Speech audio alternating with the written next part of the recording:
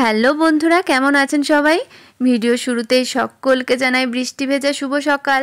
সেই গত শুক্রবার রাত্রি থেকে বৃষ্টি শুরু হয়েছে। শুক্র শনি আজকে রবিবার হতে চললো, কিন্তু বৃষ্টি ছাড়ার আর নাম নেই। সেই নিম্নচাপ টানা দুদিন ধরে চলছে।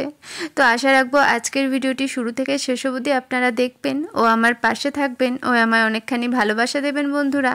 তো বৃষ্টি ভেজার দিনে এখন সকাল সকাল ঈশানবাবু ড্রয়িং করতে বসেছে। এদিকে দরজা খোলা আছে, মানে সামনে বৃষ্টিটাও অনুভব করছে, এদিকে ড্রয়িংটাও বসে করছে। তো ব্রেকফাস্ট তো বানাতে হবে। তো রবিবারের সকালে ব্রেকফাস্ট বানাচ্ছি, ঈশানের জন্য ব্রেড বানাচ্ছি।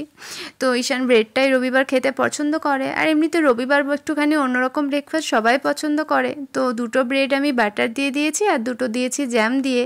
আর এমনিতে ওর সোম থেকে শুক্র তো টানা স্কুল থাকে। ব্রেকফাস্ট বলতে ওর ওই সকালে ভাতটাই থাকে, যেহেতু ওর ডে শিফটে স্কুল, ওই জন্য শনি রবিবার একটুখানি অন্যরকম ব্রেকফাস্ট খেতে চাই। তো আজকে এখন সুজি বানাচ্ছি। তো সুজিটা খেতে ইচ্ছা হলো আমাদের দুইজনেরই, কারণ আপনাদের দাদা ভাই তো নেই, ও বাড়ি গেছে। ও তো শনি রবিবার জানেনই বাড়ি যায়, তো দুদিন সপ্তাহে বাড়ি যায়।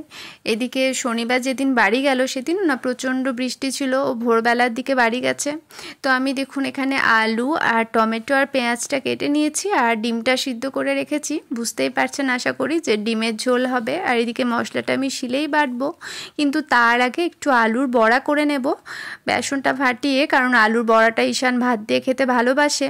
কিন্তু আজকে আমি আলুটা সিদ্ধ করে করিনি, আলুটাকে গোল গোল করে কেটে নিয়ে বেসনে চুবিয়ে আর কি বড়াটা ভাজছি। তো এই বড়াটা খেতে বেশ লাগে। তো দেখুন আমার 4খানা মতো বড়া ভাজা হয়ে গেছে, এখন বাকিটা ভাজতে হবে। তো কি বলছিলাম যে শনিবার ভোরবেলা গেছে আপনাদের দাদাভাই বাড়ি, প্রচুর বৃষ্টি হচ্ছিল তখন। তো আমি তো প্রচণ্ড টেনশনে ছিলাম যে অনেকটাই তো দূরের রাস্তা, তো কি করে পৌঁছবে। কিন্তু কি বলুন তো, বাড়ি তো একটা টান থেকেই যায়। সে বলে না যে মায়ের সাথে নারীর টান, সেরকম বাড়ির সাথেও আমার মনে হয় কিছুটা এরকমই ব্যাপার আছে। কারণ বাড়ি যেতে সবাই পছন্দ করে, নিজের বাড়ির একটা আলাদাই আমার মনে হয় অনুভূতি। সেটা হয়তো আমরা দূরে থেকে সবসময় যেতে পারি না, কিন্তু আপনাদের দাদাভাই অবশ্যই যায়। তো এদিকে দেখুন ডিমের ঝোলটা আমার হয়ে গেছে। তো খুব সাদামাঠা ডিমের ঝোল। তো যাই হোক, আজকের মতো ভিডিওটি এখানেই শেষ করলাম বন্ধুরা। সবাই ভালো থাকবেন, সুস্থ থাকবেন, আর অবশ্যই আমার পাশে থাকবেন।